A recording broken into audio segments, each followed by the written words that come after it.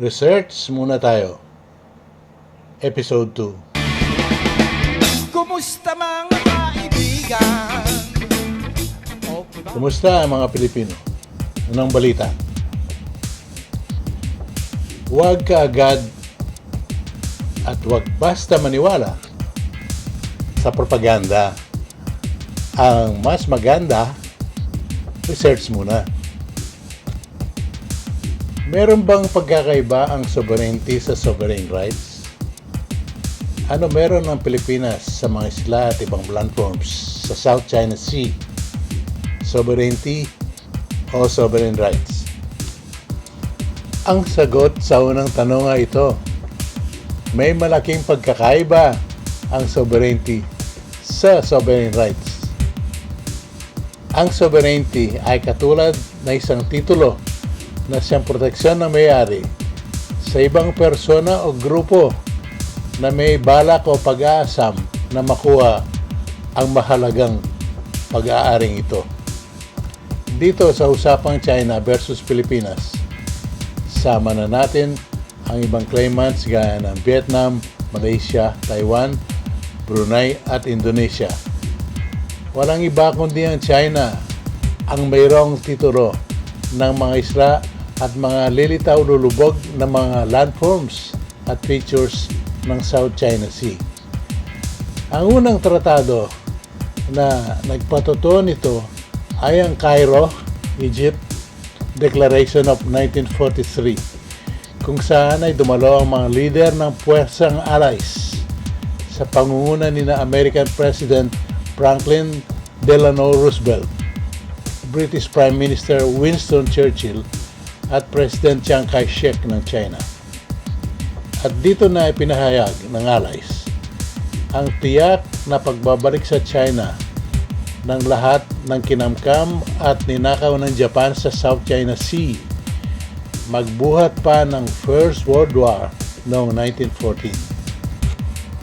Ang Cairo Declaration of 1943 ay pinagtibay ng post-war na pangkapayapaang Potsdam Agreement 1945, Treaty of San Francisco 1951, at Treaty of Taipei 1952.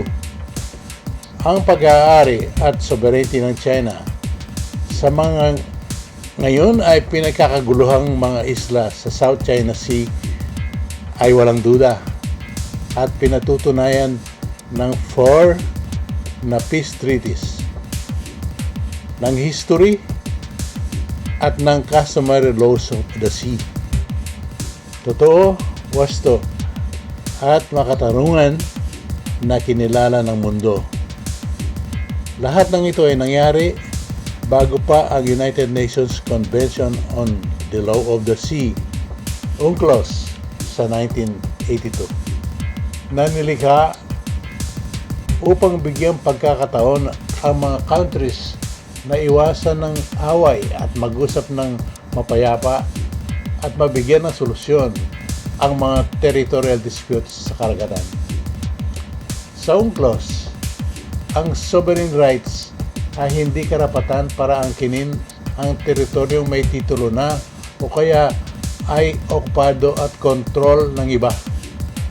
Sa halip, ang sovereign rights ay karapatang magpalago at makinabang sa mga yamang dagat sa ilalim ng tubig na nasa loob ng 200 nautical miles magmula sa pampang ng bayang mayroong claim.